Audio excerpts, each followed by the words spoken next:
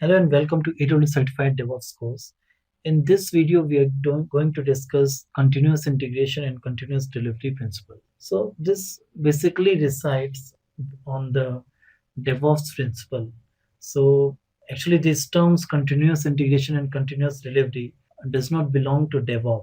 They are basically the terms from Agile methodology of software development. So it has been used in DevOps because it was very much required and it's following the same principle of Agile methodology. So CI and CD principles basically tells about the automating things and define infrastructure as a code. So in AWS, almost everything is like a code. So we are deploying servers, that is a code. We can use CloudFormation template, that is a code. We need to create a stack. We can use Elastic Beanstalk for application, for running our application. That is also like very much like automating things, because you need to just upload your code files, your application configurations, and it will run the application with all the minimal requirements, all the infrastructure requirements. It will do the job. So all most of the things are likely automated in AWS infrastructure. So that is why this CI and CD principles are very much relevant to AWS infrastructure. The third is store application infrastructure code in version control. So version control, as we discussed in the previous video, is very important, because whatever the changes that we are going to make in the current code, that need to be versioned, so that if something goes wrong with the code deployment, we will be knowing that which code has had issues and we can quickly resolve it. The fourth thing is unify the application in the infrastructure. So this is like we are bringing the application and the infrastructure on the same page by integrating them with the code. So this is another great thing about DevOps and CI/CD principles. And another thing is performing end-to-end automated testing. So as we discussed, the testing will be done automatically, and we just need to use some tools, and everything will be a feedback system. So at each step we'll be getting the feedback whether this code worked properly or not, and whether is any errors we are getting, so we can fix that issue at the same time of deployment. So these are the great things that CI and CD principles provide. Apart from this, like DevOps focuses heavily on establishing a collaborative culture and improving efficiency through automation with DevOps tools.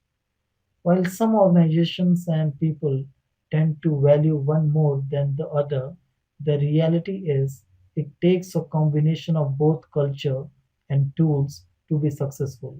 So, DevOps culture is characterized by increased collaboration, decreased silos, shared responsibility, autonomous teams, improving quality, valuing feedback, and increasing automation.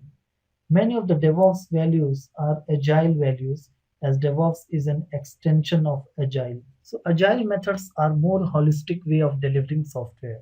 Agile developments teams measure progress in the terms of working software.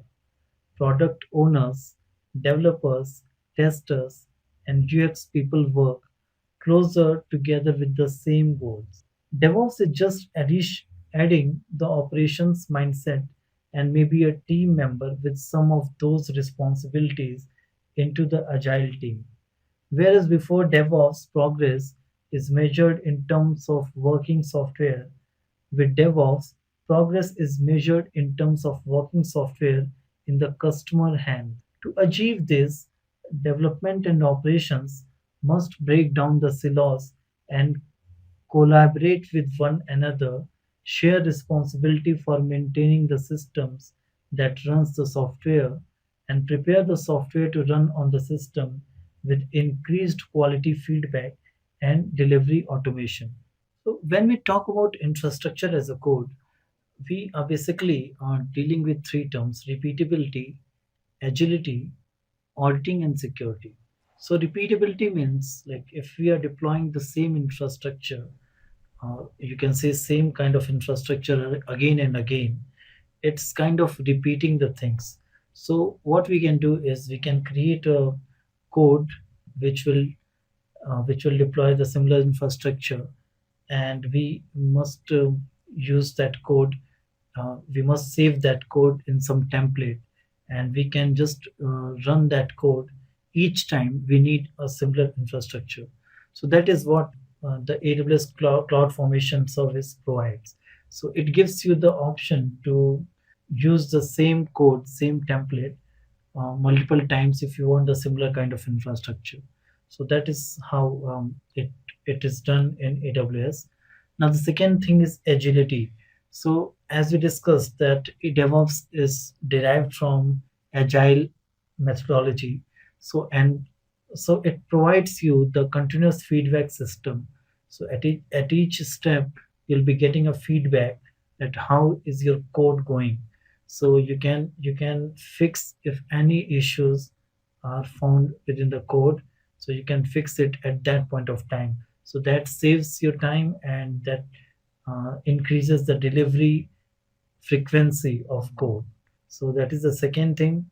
And the third thing is auditing and security. So you need to configure the logging and security details while you are deploying the infrastructure in cloud, so that you can tackle through the various security methodologies. Even the AWS itself provides you with the feedback if something goes is not secure in your infrastructure. It will send you a mail that this thing is not secure. You may reconsider your security settings. So that all things is taken care by AWS.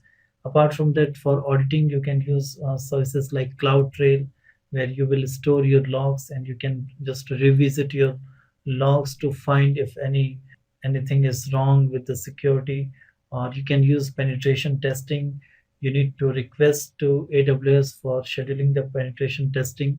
You can use some third party tools, security tools to do a scan on your infrastructure and get all the details of your infrastructure. So these are the things that will be easy if you use AWS, which you can say that infrastructure as a code environment. So these are the benefits of having that. Now let's discuss about automation and configuration management. So we have some tools like provisioning tools and configuration tools. So for in provisioning we have CloudFormation, Elastic Beanstalk, Opsworks for provisioning. In configuration, we have tools like third-party tools like Chef, Puppet, Salt, Ansible. So these things will be very much helpful in meeting the DevOps goals. So DevOps tools consist of configuration management, test and build system, application deployment, version control, and monitoring tools. Continuous integration, continuous delivery, and continuous deployment requires different tools. While all three practices can use the same tools, you will need more tools as you progress through the delivery chain. So, we briefly discussed some of the tools used in DevOps, and some more tools which will come in the practices later are like source code repository. The source code repository is a place where developers check in and change code. The source code repository manages the various versions of code that are checked in, so developers don't write over each other's work. Source code has probably been around for 40 years, but its major component of continuous integration, popular, popular source code repository tools are like Git, Subversion, CloudForce, Bitbucket, and TFS. Now, the build server. The build server is an automation tool that compiles the code in the source code repository into executable code base. And some popular tools are like Jenkins, SonarQube, and Artifactory. Now, the configuration management. Configuration management defines the configuration of a server or an environment. So, popular configuration management tools are Puppet and Chef. So this concludes the continuous integration and continuous deployment tools introduction. So thank you for listening. Have a great day.